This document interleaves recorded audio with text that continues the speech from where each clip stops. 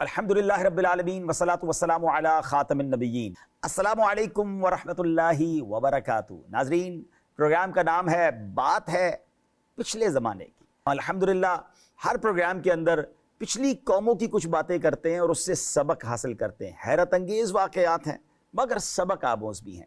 آج بات ہوگی ایک ایسی قوم کی اور ایسے شخص کی کہ جس نے خدائی کا دعویٰ کیا، وہ اپنی قوم کے سمیت کیسے غرق ہوا، اس کی قوم نے کیسے کیسے عذابوں کا سامنا کیا، کیونکہ آج بات ہوگی فرعون کے زمانے کی۔ حضرت موسیٰ علیہ السلام کی ولادت سے پہلے مصر کی سرزمین میں فرعون کا غلبہ تھا اور وہ ظلم و تکبر اور سرکشی میں اس انتہا کو پہنچ گیا کہ اس نے خدائی کا دعویٰ کر دیا تھا۔ مزید یہ کہ فرعون نے اہل مصر کے مختلف گروہ بنا کر ان کے درمیان فساد و عداوت ڈال کر تقسیم کر دیا۔ ڈیوائیڈ اینڈ رول کا فارمولہ ہے، تقسیم کرو اور حکومت کرو کا انداز تھا۔ بنی اسرائیل کو اس نے کمزور کر کے اپنا مطیع و خادم بنا کر رکھا ہوا تھا۔ ان کے ساتھ اس کا سلوک یہ تھا کہ وہ ان کے ہاں پیدا ہونے والے بیٹوں کو ذبح کر دیتا تھا اور ان کی لڑکیوں کو خدمتگاری کے لیے زندہ چھوڑ دیتا تھا۔ فرعون اور اس کی قوم کے لوگ طرح طرح کے گناہوں اور جرائم میں مبتلا تھے۔ ذرا کچھ ان کے جرائم کے بارے میں جانتے ہیں۔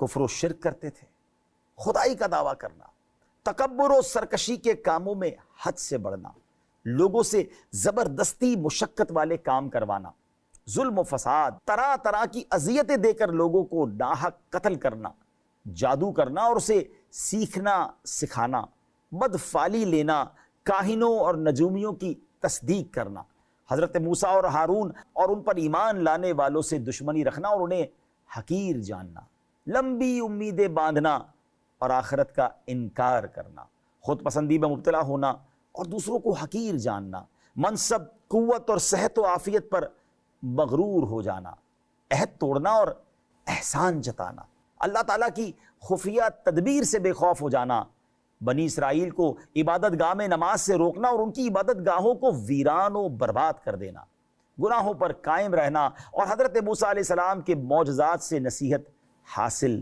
نہ کرنا۔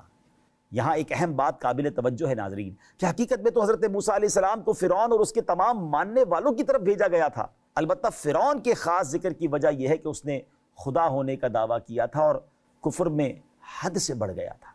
اللہ تعالیٰ کا حکم پا کر حضرت موسیٰ علیہ السلام مصر کی طرف روانہ ہوئے۔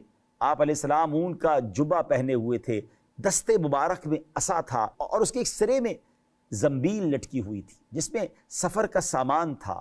اس شان سے آپ علیہ السلام مصر پہنچ کر اپنے مکان میں داخل ہوئے۔ حضرت ہارون علیہ السلام وہیں تھے۔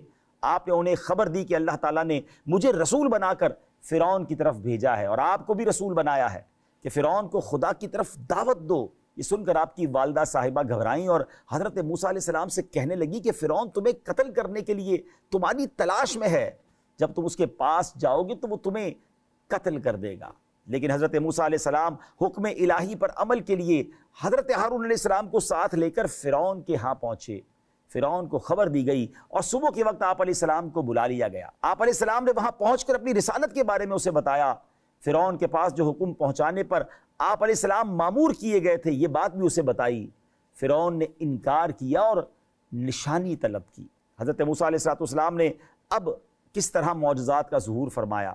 فرعون کی نشانی طلب کرنے پر حضرت موسیٰ علیہ السلام نے اپنا عصا زمین پر ڈال دیا۔ اچانک بالکل وہ واضح اور بہت بڑا سانپ بن گیا اور فرعون کی طرف متوجہ ہو کر کہنے لگا، اے موسیٰ مجھے جو چاہیے حکم دیجیے۔ تفسیر ساوی میں ہے کہ جب حضرت موسیٰ علیہ السلام نے اپنا عصا نیچے رکھا تو وہ زرد رنگ کا ایک بالدار اژدہا بن گیا۔ اس کے دونوں جبڑوں کے درمیان 120 فٹ کا فاصلہ تھا۔ وہ اپنی دم پر کھڑا ہو گیا۔ اس کا ایک جبڑا زمین پر تھا اور دوسرا جبڑا فرعون کی محل کی دیوار پر تھا۔